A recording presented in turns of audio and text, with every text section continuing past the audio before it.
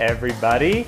Welcome to another Casting Networks live stream. Our guest today is a talent agent and brand development expert. She has scouted, brokered, and booked thousands of talented actors and real people in national commercials, award-winning campaigns, and Super Bowl spots. Please welcome Pamela Wise. Hey. Hi, everyone. Hey. Good to be here. Thanks, Tommy. Hi, Pamela. How are I'm you? well. How are you doing? I'm good. I have pants on. I have lipstick on. It's a good day. That's good. That's a good way to start out the day. Yeah. Coffee still surging through the veins. Perfect. So, Yes.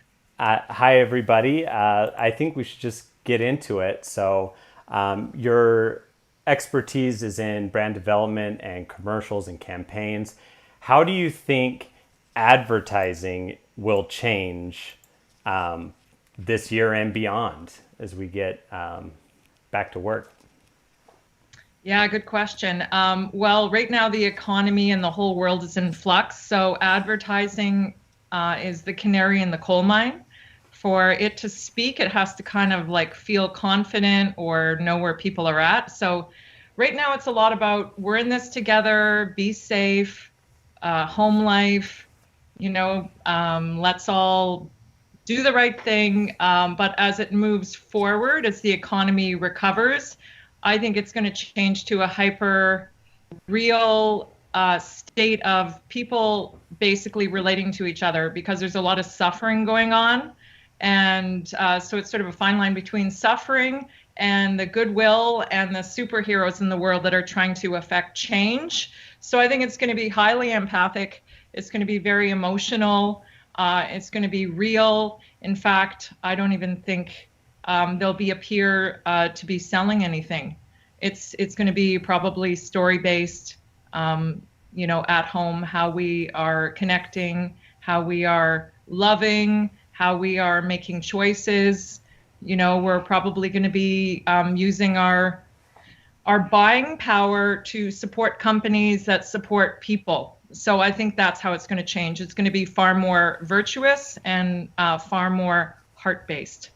Yeah, and you've seen that a little bit already with some of the ad campaigns that have come out, and it's been really interesting to see. And I think that that's a good point that you mentioned, that people, when they're talking about commercials and companies, and a lot of people are talking about how they approached this whole thing and how they managed it, and that's important to people because it's real human lives at stake, and there's real consequences to what we do. Oh, absolutely. I mean, to me, there's like a low-grade sadness and a low-grade shock in the world. So advertising, I think, will have to be very delicate and not appear to be selling or creating any fantasy. It's got to be about, recovery and how we're going to continue to connect. And with the economy on the downturn too, it's probably going to be more around like insurance or experience or home experiences, cocooning, that sort of thing. So it's, we saw this after 9/11, it just changed completely the tone, and there was this kind of unknown for a while how to communicate to us. And how do you think this changes the game right now for actors and going out on commercial auditions? Well, good question. We have seen a few castings already, and they're all self-taped from home. In my experience, the people that are getting to the callback phase are the people that the director or ad agency might deem hyper kind of like real, relatable, familiar, one of us, right? Like just think of any scene out of This Is Us, where you're kind of gripped with, needing to be entertained, but also not to be placated or oversold. So I think it's changing where people that already sort of were big into improv and were very comfortable being themselves, not in any perfect way, but quite the opposite, imperfect, goofy, charming. Those are some of the tones that I'm starting to see as we recover and as actors, start submitting again. Yeah, it's I think definitely important to look at the type of commercials and advertisements that are coming out, and you can use that as an actor to kind of prepare and know what brands might be looking for. So Yeah. I think that's really useful advice. Thank you. Are there skills that you're seeing that are in demand right now for actors, or are there skills that you think will be in demand for actors moving forward? Yeah, well, I've actually been listening to a lot of Instagram Live. There's many casting directors, notably in LA, that are having discussions daily with each other. So I've been obsessively watching those to see what they're saying because the LA talent scene is considerably larger, right? Right. And their thing is all about the quality of the self tapes and bringing yourself to the tape. So it's not about sort of the structure like a robot. It's, do we instantly feel like almost a relief and we feel like we know you? Yet there's polish and professionalism. So it's kind of this, this juxtaposition between someone we feel we know and we trust, and then the skills of being an actor. So I think slates are going to be really important. I know that seems totally elementary, the ability to announce your name on camera, but when you're having that introduction and that connection, does the viewer get an instant download like, oh, it's this, or I know, or it's sort of like creates a feeling, an inspiration, because the spots moving forward will be very much human-based storytelling, right? It's going to be more Right. about the person that we instantly relate to, or we feel we like, we trust, we believe, So it's kind of funny for actors to play the fine line between a real person and, a trained actor, but somewhere in the middle, I believe that's what casting is looking for.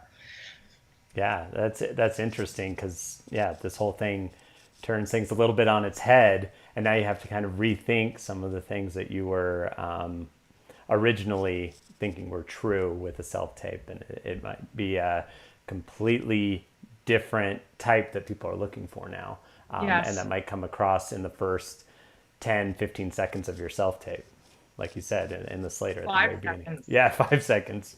Yeah, To me, yeah. it's not the 5 second rule. It's like Netflix or YouTube, I should say. You have 5 seconds before you skip. Think about that as a general rule, actors. Um, right? So if you were looking at somebody, they weren't speaking, and what's going to hook you? What's going to intrigue you to not skip within 5 seconds? And it's usually something that has very little to do with perfection.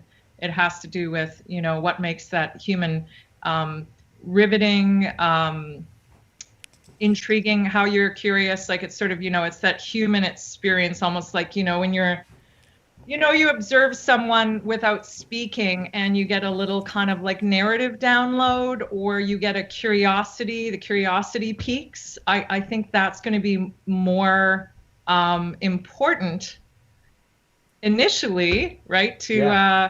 To get on their radar. In fact, I'm even going to be suggesting to my talent that they record slate shots that live on their databases that really do reflect them. So if I was submitting or someone who's being considered, because they're not going in the room now, you don't have that in-person experience where you can relax and you feel you have an effect on the energy in the room, or you're going to be redirected, or you're going to see your familiar casting team that are so supportive. Now it's just you and this camera and right? Yeah. So it's about really creating that relationship with your camera so that when they're viewing it, they get a sense of not like a pre-recorded technical thing, but that they feel there's sort of like a fresh, realness to what you're saying. Yeah, that's great. So with the talent that you work with, you don't just work with them on the acting side of it. You also work with them on the brand development side of it. So curious how you define an actor's personal brand in advertising and their social media. Absolutely.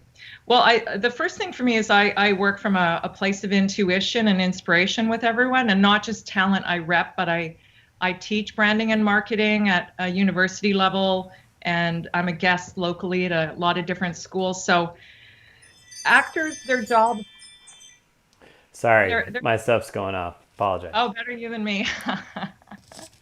um, the actor's job is to bring a story to life, right? So the work I do is sort of looking at talent and really, that the writer's side of my brain, the Irish storyteller, has to really look at them of like, what story do they tell and what character and demographic do they connect to?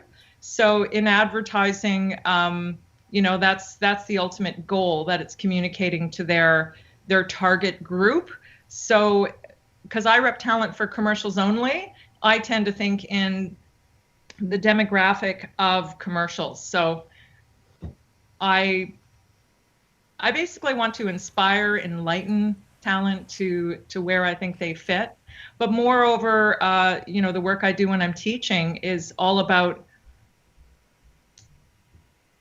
getting to the real person behind the brand. So branding, we might think is sort of a corporate ID and something that might be impersonal, like a logo. But to me, branding it goes to a deeper place of basically who are you in your brand, right? Mm-hmm. And I always work from sort of a primary state, the real you, and what makes that unique and interesting. Once we define that, then you can start putting on labels or getting into the character work of a professional or a quirky student. But if you can start and understand, and not just I understand, but my talent understand who they are and what story they're telling, that's an excellent starting place. And from that, we can pivot. What makes it interesting to see an executive being, clumsy, or what makes it interesting to see somebody succeeding, or someone we're having fun with in a humorous way. But to understand sort of your core brand, that's the initial point for me. And also in advertising, if that brand is in demand, right? Mm. Sweetest spot for me is 30 to 40, because that's home life, that's career life. I guess those people have more buying power. They're making decisions. So we're see a lot of that. Like that's my sweetest spot. And then after that, it just goes to sort of lifestyle and inspiration. So there's a lot to consider, but I'm in the middle basically of supply and demand. Like I don't create any of this. I'm only just sort of surfing the demand, right? Mm-hmm. And from what I've observed on who books and who's in most demand on my roster, it's generally that range. That's interesting. And so if I'm a talent and maybe I have an idea on what my brand is, should I bring that to you and tell you? How do I work on that with you? Well, yeah, if we can take out the word brand and I can just really get to know somebody, that's way more important to me. It's not the bigger details. It's actually the smaller, curious details that I find fascinating about humans. Yeah. Brand, let's call it narrative, right? So, so for me to get to know somebody is just, I really just want to hear what they're passionate about. What makes them them? Like if I'm going to promote them and I'm going to beyond define them, but get them into castings and believe they could do that, I have to sort of see them for who they are on a real day. So that's the best thing an actor can do always is just bring themselves to the moment, and not be too attached either, because whatever we bring to the table, it's how it's received, or someone else is perceiving it. And then in the creative realm, it's all about really what the storyteller or the visionary or the director has, right? And how you can kind of like tweak or pull different elements out to bring this story to life. So for me, it's all about brand story, brand curiosity, brand, imperfection, and what makes us want to look past 5 seconds? And it often has very little to do with what you said or how you look. It's something that mirrors the values that are important to me or important to the director. So let's say I develop my brand. How do I bring that into a character? Well, I think you're always playing yourself, and then the character is kind of the subtext, or you layer on little like points to the character, but ultimately, in the most basic way, you're playing yourself, and then that's the actor's job to develop that further. If they were to like bring in some different elements of I don't know, speech or action or physicality, right? But if you don't start with that primary kind of like centered, kind of like higher self-confidence, it's hard to basically pivot from there. Yeah. So it's confidence really. It comes down to confidence and it comes down to humility, right? So it's not confidence like you're a talk show host. It's confidence like there's humility, there's a curiosity to you, and it's again, it's not about being perfect. So that's the ultimate goal. Like that's why I enjoy my work, because I feel I connect with a lot of creative people in a very real way, and it kind of takes the blinders down, and it really is about creativity and concept, which, yeah. I was just gonna say, it seems like a lot of it is relatability as well, right? Like Absolutely. I know who this person is. I've met someone like this. This reminds me of so and so, and I think when you bring that relatability to a role, that seems to be what takes that to the next level. Absolutely. Well, that's the ultra human element. Relatability, familiarity, something that sort of reminds you of something, if it's not yourself, of something else. But all that is sort of stirs the human inner story, right?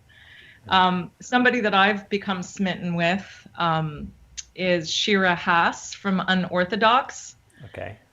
So I watched Unorthodox first, and I was completely grabbed by her performance. In my opinion, she's like the Meryl Streep of our century. And then I went down the rabbit hole of interviews, looking at her online and just looking at where that depth comes from for a 20-year-old. And it's basically it's who she is, it's how she moves, it's every sort of like molecule in her body that she brought to that character. So that's a sort of, I think now, when we're viewing, it's not about being in a state of fantasy. It's in a state of kind of realness, like with her performance, it made me feel, it just gripped me. It just grabbed my heart. And from what I understand, a lot of people, can relate to her because she sort of crosses boundaries. So I know that's not advertising, but she's a very good example where I'm relating to her passion. I'm relating to her pain, her depth of understanding of what she's lived. So I think those sort of things are just as powerful now than, hey, I like to make banana bread too, Yeah. or I can relate to you because I went to the same high school. It's far beyond that when it comes to narrative drama or comedy. No, I think that's interesting because I don't think people always relate that to commercials, because it can run the gamut, right? You could have there's no speaking roles, or it might be just one line, and people often ask like, how do I bring that into a one line? Yes. And sometimes you can't, or it's difficult to do. But with what you had mentioned earlier, that ads are looking more for that relatability and that real person. It's even more important than it was before, and that might be the extra that an actor might need to get from, oh, I'm auditioning, I'm getting called in a lot, I'm getting callbacks, to actually booking the role, because as you said, that's what they're looking for.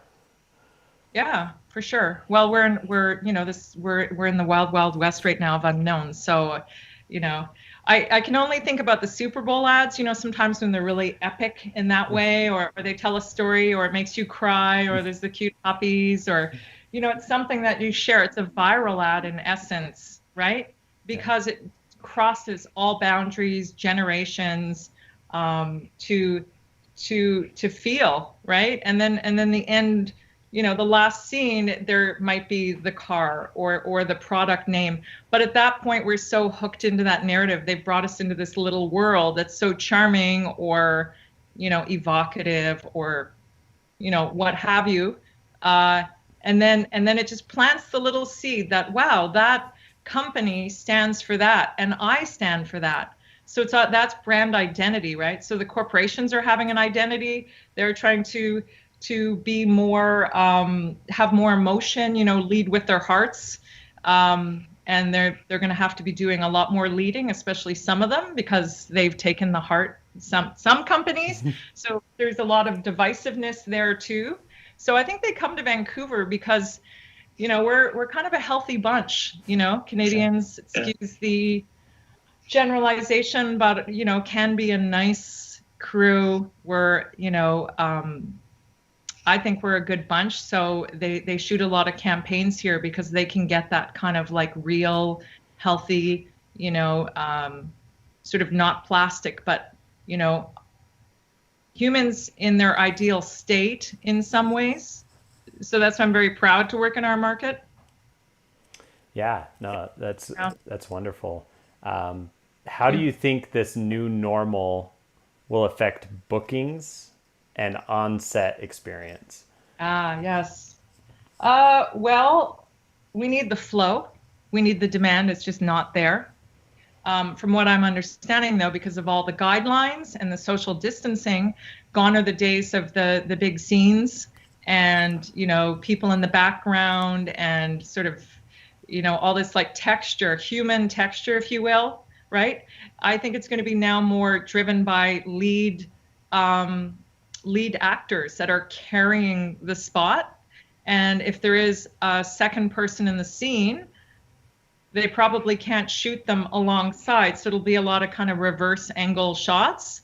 So how it affects us now is people who know how to act, they know how to block, they know how to create a situation when they're not, let's say, in a house, but like behind a green screen, right? So it's commercial actors will really have to sort of bring up their game with green screen acting, very strong on camera skills, a slate that just, charms or is so real that, you don't even care if they botch their audition. You just kind of like,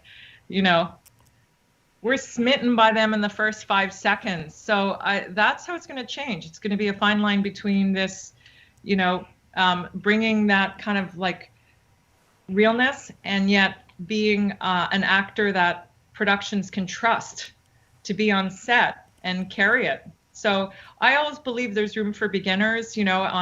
I work in commercials, and a huge part of my business is working with real people, especially if we need special skills or we need to put together a family or, something that's sort of non-acting related. So I now might have to be sort of like sending them links how to self-tape and at least show up with some confidence. So they appear to know what they're doing, and then on set they can get the direction. So it's going to be a very funny line there for us all. It makes sense that, there's so much at stake that there's just less room for error in this day and age. So makes sense to me. We got a ton of emailed in questions, so I want to make sure we get to those. Cool. So the first question I have is, what are some common denominators for talent who book frequently?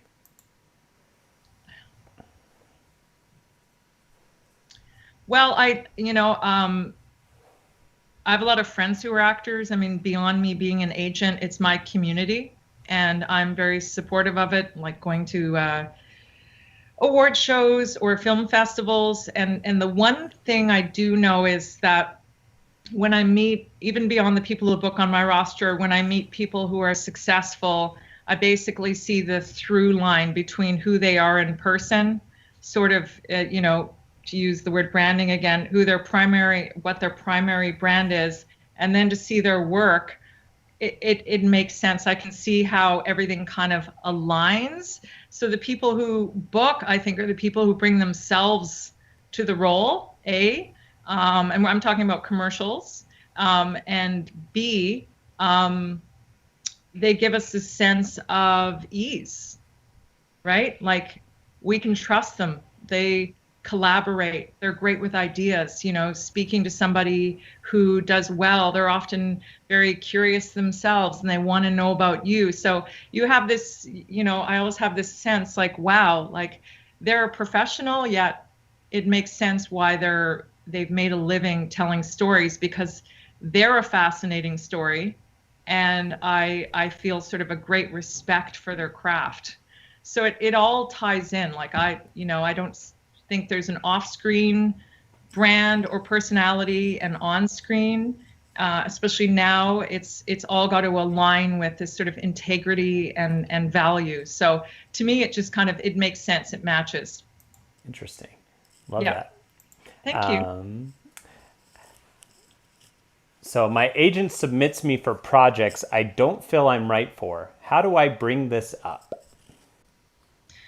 Well, that's a very personal question, because it is all about sort of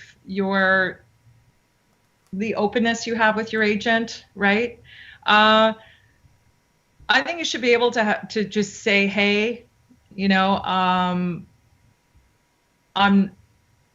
be super honest with them in essence, but it's also to inspire them. So it's to edit an opportunity or to think about it after, and if you're not right, is basically shooting yourself in the foot. So if you have an opportunity to go in the room, and it's not just the agent, right? So the agent submits and then the casting director selects. So if you're known by the casting director and they've brought you in, that's their decision. And maybe the specs have changed from what you saw on the page. That's the other thing too. Like that happens with me. I will submit talent and they'll bring in other people that's different. So you can't get very attached to what the breakdown says all the time, because maybe after day 2 of casting, they've realized, no, they need to bring in a younger range, or, and if they think of you, that ultimately is a compliment. It's ultimately an opportunity.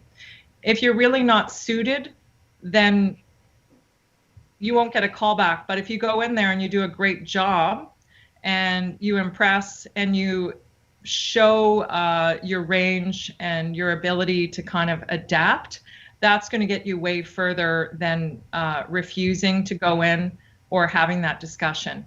I mean, really, it comes down to trust, and as the pickings become a little slimmer, I think that question might be moot. In the old days, when my talent were going up for 5 auditions a day, that's, if they brought that up with me, like, hey, I was at the casting and everyone was like 20 years older than me, I didn't really suit it, but they tend to tell me with a humor or with like, I might not get a call back, but then there's the complete unknowns and randomness of this business, that if they do get a call back, again, that's not for us to edit. It's up to the creative team and the director to decide what's suitable. Maybe you inspired them and they've changed the concept. So I don't know. I think you should be able to have that conversation with your agent, but you should also see everything as a golden opportunity. Yeah, I love it. What's something about your job as an agent that is often misunderstood? Well, I've been at parties before and people start, like, I could see trying to impress me, or they're telling jokes, or they're getting their kid to be cute, or tap dance, or do strange things like that. Somehow I'm like Simon Cowell and I'll like bestow them with a, yes, you have talent. Like I'm not the gatekeeper of talent. I'm not, I can't define or decide or discover. I think a lot of that comes from the talent mentality, because sometimes they do feel there's this, and there is this element where you're going to be discovered, or sometimes, you'll suddenly be launched. Like, we hear those stories, but it's too few and far in between. So yeah, what's misunderstood is that I don't have any like higher power per se, but I'm very good at, at determining who I believe will do well, and really trying to support them to begin their journey. So I like the idea of someone coming up and just tap dancing for you. That's oh, I've seen it all. I've seen it all. I've seen cartwheels. I've seen I can see when they change. It's like remember that cartoon Froggy and the Cornerstone? yeah. Like, they go from like regular, and then they hear the word talent agent, and somehow, I'm like, show me the money, like, just give me what you got right now, and let's see it. And that, if anything, I mean, it's always very humorous to me. And at that point, it's cute, but it's probably not going to like get an interview with me. That's great. I want to make the jump from VO to on camera. I have no idea where to start. Any advice? Oh, so from voiceover to an on-camera performer? Right. I think, again, it's coming down to sort of understanding their character range in voiceover. So, and bringing that to their work in commercials or film and TV, right? So I have people who do voiceovers, and they also do on-camera work, and quite often they're playing the same kind of character range. So as a voiceover artist, if you're kind of known for, the quirky mom, or the dry humored, glib, straight shooter, that's in essence your starting point to, if you're to start including yourself and your person, that's define who you are in a primary way. And headshots are the first step on the dance floor, right? Yeah. Headshots that really capture that and that grab us, that's the most important thing. I have been told by my acting teachers that I fall into a niche market in terms of appearance and type, but I can never find castings that are looking for someone of my type. Right. Whenever I ask about my marketability, I am either told to embrace the niche, you are unique, or make yourself more conventionally marketable if you want to work. So the question is, should I embrace the niche or make myself conventionally marketable? The latter. It's both. You can have your niche, but it's all about where the work is and where the demand. So at that point, I'd work from the top down. So depending on what part of the industry you want to go to, if it's commercials or film and TV, what's in demand? Start watching commercials, right? Just Google the Super Bowl commercials from the year before, and do a character study to what's being cast. Right? So that's part of an agent's job, is to bring people that are marketable, or tell them how to be more marketable, but there has to be a demand for your character. So for them, at that point, I think it would be about sort of breaking out of that niche, and that it could be done through improv. It could be done through, I love when actors like show me their scenes, for instance, or they invite me to their plays. Like, we all expand. Like, you don't have to be limited by your primary brand. It's a starting point, and to grow from that, that's the most important thing. And sometimes people just like within I've had people on my roster for close to 20 years.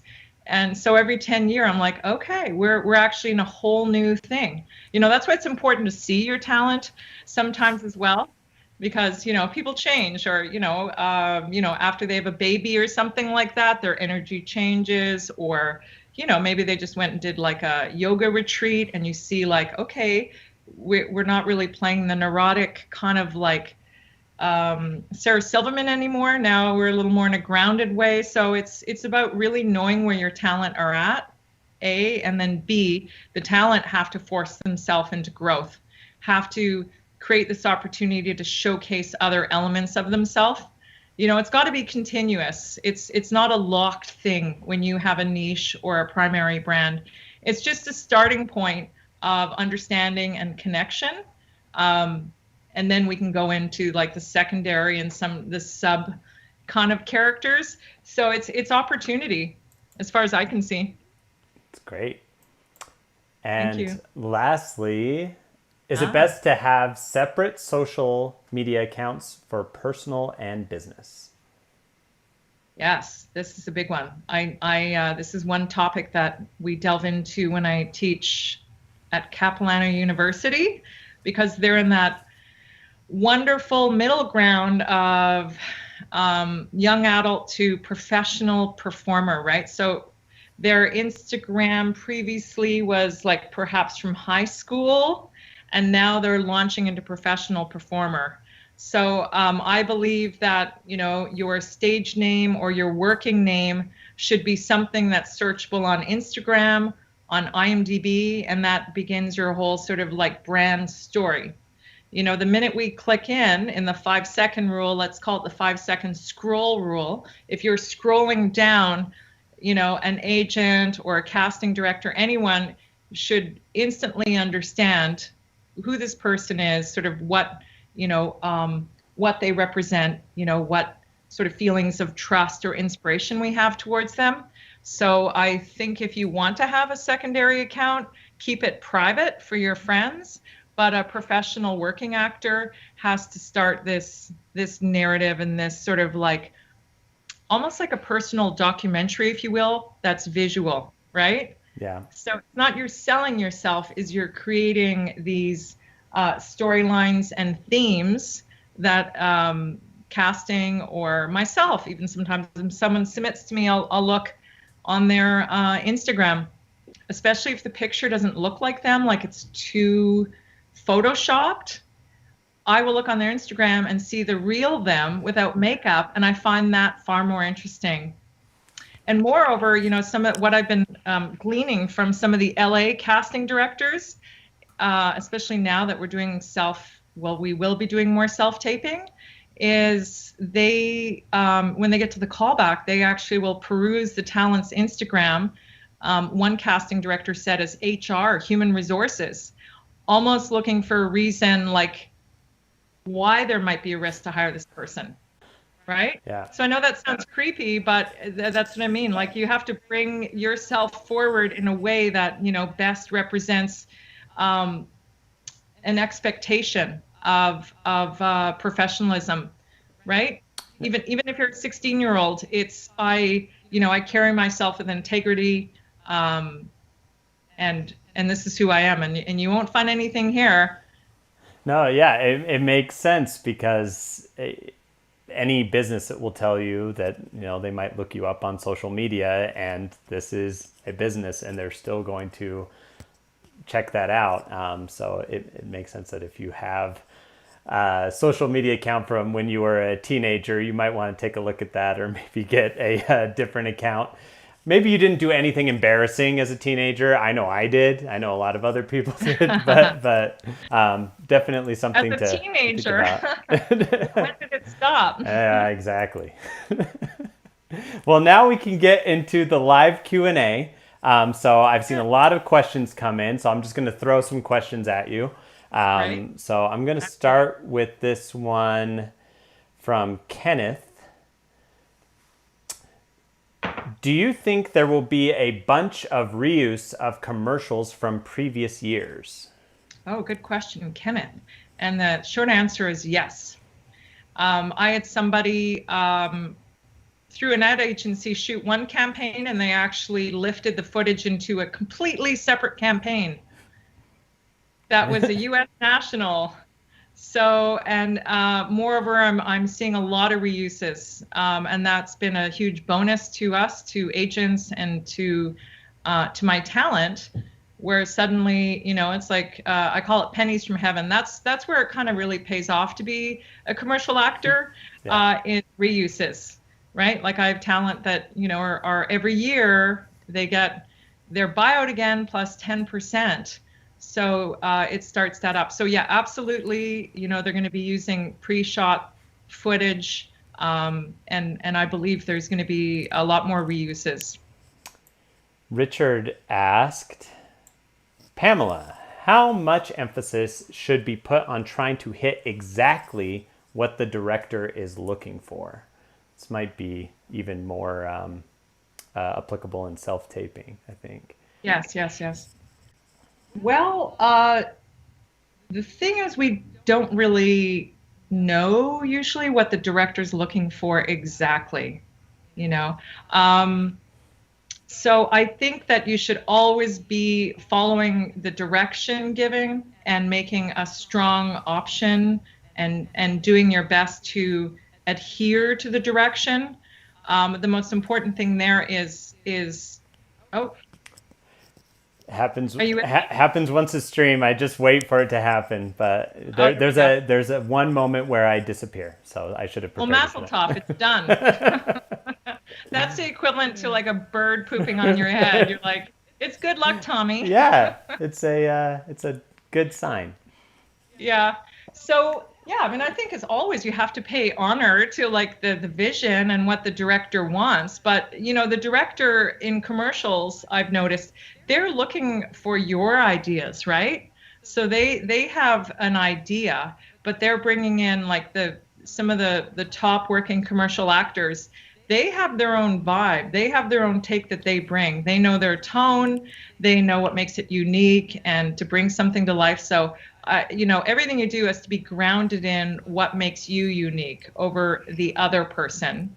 And then with that, be super flexible, malleable, when the director's directs you like 180 to go, sure, let's try it that way, right? Yeah. So that's all about a working actor that they deem is easygoing, and that builds that trust. So if they got them to set and the director threw another 10 redirects on them, they would just flow with it, right? So it's about that kind of ease, like, I can handle it, I've got this, right? It's not about being perfect. It's about being able to present in a way that gives them an option. You're an option versus somebody else, and somebody else might even create like a take that they love, and then they ask you to actually do your take with their idea, right? It's very creative, it's very collaborative, an audition. And the one thing I always tell my actors is we're kind of like all collaborators. We're all on the same playing field. Once you kind of like get that mindset, not that someone's choosing and you're begging, like a Simon Cowell button. It's like, no, this is, my take. This is what I bring. And it's an option that can give them, it's like one color on the palette. Erica asked, hearing about branding for so many years, should I reconsider what my brand is, ask my agent his thoughts, or how do we keep a pulse on who we are and what looks we should best cultivate? Well, I think the agent is at the helm of that question, because the agent is the one who is inspired by you, who's marketing you. My talent sometimes will like send me in scenes or get new headshots, or I follow them all on Instagram. I kind of like see their brand evolve, if you will, as they mature, or I see a shift in their energy. To me, that's like part of the relationship with your agent, is how they can best represent you, right?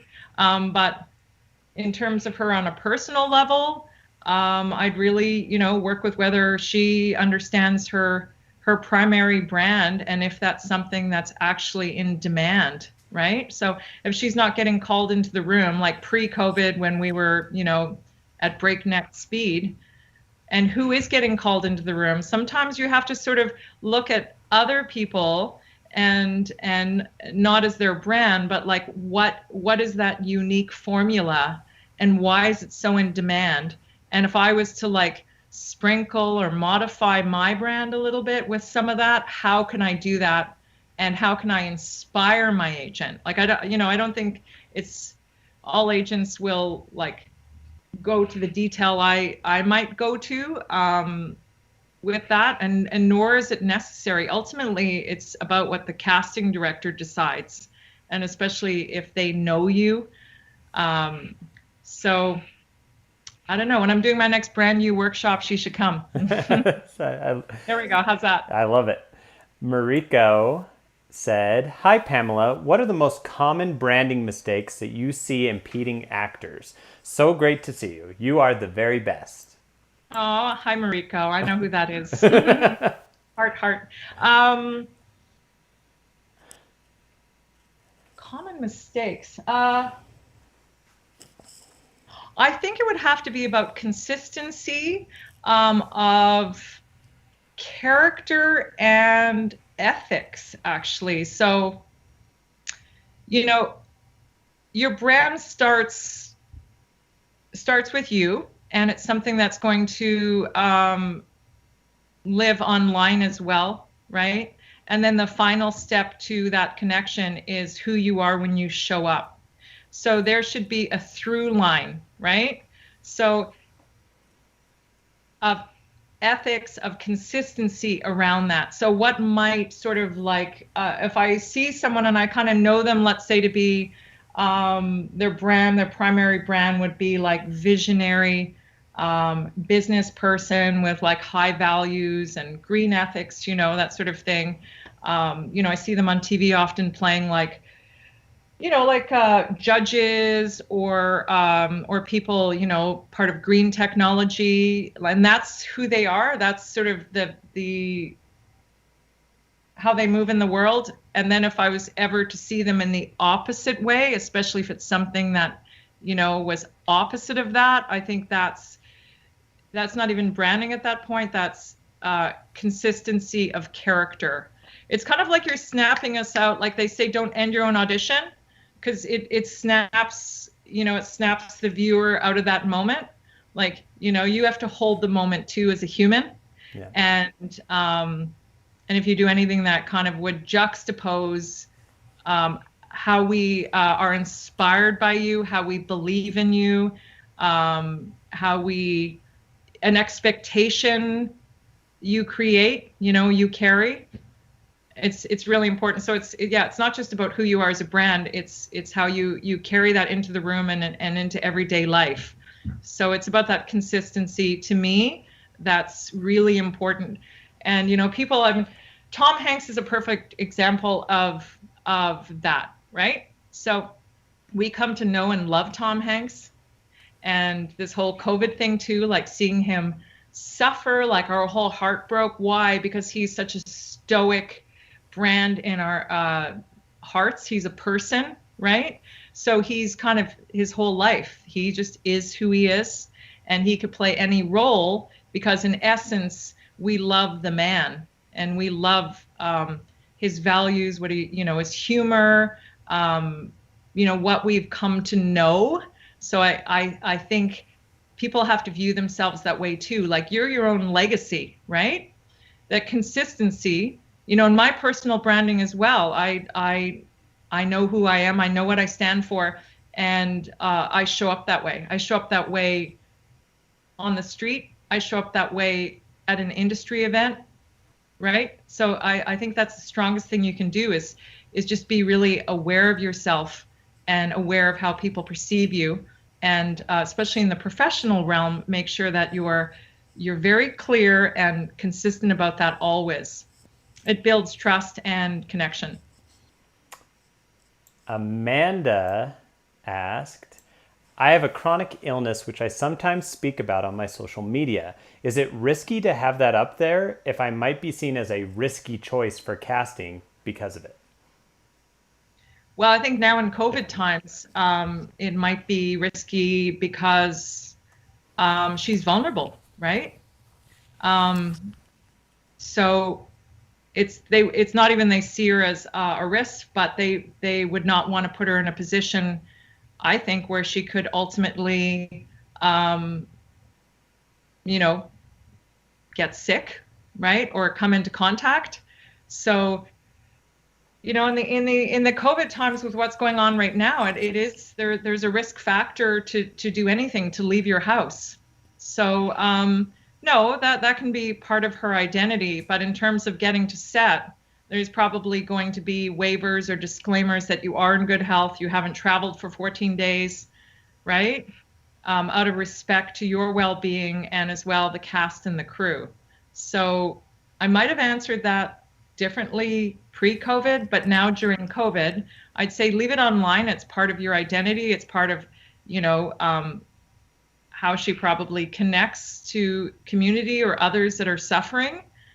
And what would be to me more interesting about that crossroads for her is if she was a spokesperson or spoke from her heart, or she created this kind of community based on understanding for her illness, etc. That would be a way to kind of like catapult into defining yourself as this is part of who I am. This is part of what makes me unique. And then maybe one day, when we're in a safer place without a pandemic, that's something, that she brings to the table without any risk of her health being compromised. Drummond has a very simple question. Oh, okay. Facial hair or no facial hair? I don't know if he's talking about just him personally, if we like his facial hair or not, but or me. Yeah, or me. Yeah, I do have a little peach fuzz. Yeah. Facial hair, no. Again, go back to sort of where your primary brand, where you're most in demand. When you're auditioning, if it's a business person, yes, then no facial hair. But what I'm seeing now with like COVID concepts is that everyone's in the home look. They haven't had the haircut, they haven't shaved. So I mean, that'd be a fun thing just to kind of rock out on your Instagram, right? Like sort of the messy hair, or having fun with it. It's a look for sure. I'd even get not headshots, but yeah, to have pictures done to show that. But if your primary moneymaker is clean cut, right, like a dad or I don't know, in the business realm, maybe you can go halfway in between. It can be kind of just like a 5 o'clock shadow or something kind of shorter. Yeah, it really just depends on where we can market you. I am going to butcher this name, and I'm sorry, and I'm sure it happens all the time, but here, I'm going to have you try this. Konstanze? Constanze? Constanze? I Constanza. Constanza, I'm an idiot. So the question is, I have a strange name. Sometimes people think I'm a guy before meeting me. Should I change it to an American name? I also have a very slight German accent. Right. That's a good question. What I've noticed with casting is when people have difficult names, or like a hyphenated, like two last surnames, right? Casting will often like just lose the last name in communication. Like it's just too much. It's just a lot of back and forth. And if Constanza, excuse me, doesn't identify, like it's really how you're going to rock your name. If you're a proud Constanza and it's something that's a unique factor, go for it. But if it's something that's creating complication, I've seen talent use their middle names, perhaps, or just a name that sort of like flows a bit better. So I'm sort of two minds on that. It's really the last name that throws people off. The first name, not so much. But you could do like a little modification, like of Constanza or stanza or something, that's unique, where you're still doing a nod to your name, that's important to you. It's really all about something that people remember, and it's not too complicated. We have time for one more question. Oh, So wow. I'm going to take Daniel's. Pamela, how often do you expect to hear from your talent? Do you touch base on a weekly basis? Oh my goodness. Well, okay, this is pre-COVID and mid-COVID Yeah. related. So pre-COVID, I'm in touch with my talent all the time just because of auditions, right? Right. Um, and if we haven't been in touch, I love it when they check in, right? Especially if there's any kind of feelings developing, like they're, feeling ignored or some energies happening, just check in. But that's me, right? I don't work with an assistant, it's me. They text me, they email me. It's very important. I keep a very small roster because relationship is key. So I think if, to be with an agent, it's not about you feel like you're bothering them. It should be you feel like you're connecting or inspiring, or you just need a little moment. I mean, Instagram for me does that as well. Like I love posting, and I post from my heart, and I post from a place of inspiration, and they often pipe in to say things. So it always gives me that little sort of moment of like, oh, it's them, it's you, hello, right? So there's a little connection there. I see you, see me. But if there's some sort of issue forming, then yeah, I think you should be able to check in. But I don't think weekly, because we're not in control all the time of the demand. So by checking in to say I'm available, check in to say if you're not available. But if it's been, let's say, 2 months and we haven't had communication in pre-COVID, then it's fair to say, how's everything? And quite often talent will like do it in a positive way, like I did a workshop, or I had a really positive experience, I had a breakthrough. Like they want to share with me. So it's not really sort of like a check-in like an admin way. It's more, to me, if it comes from a place of like kindness and warmth and inspiration, that's a way better way to check in. And if your agent doesn't receive that, well, then that's a whole other thing. Wonderful. Thank you so much for spending time with us. Do you have any parting words for everyone that is watching right now or watching later, I guess? Yes. Well, I just want to say hello to everyone. It's been a very difficult time here with COVID and what's going on in the world. My heart is heavy. It's tender. But I know as performers and creatives, that's part of what we do is to tell story and reflect what's going on. So, I'm kind of also exhilarated to see what the next sort of golden age of TV, of storytelling is going to be, because I feel that there's some huge shifts happening in the world that's making us more ultra human and more passionate and more committed to what we feel is right. So, keep the faith, and, we'll see you on the flip side. Thanks, everyone. And just a side note regarding communication and checking in.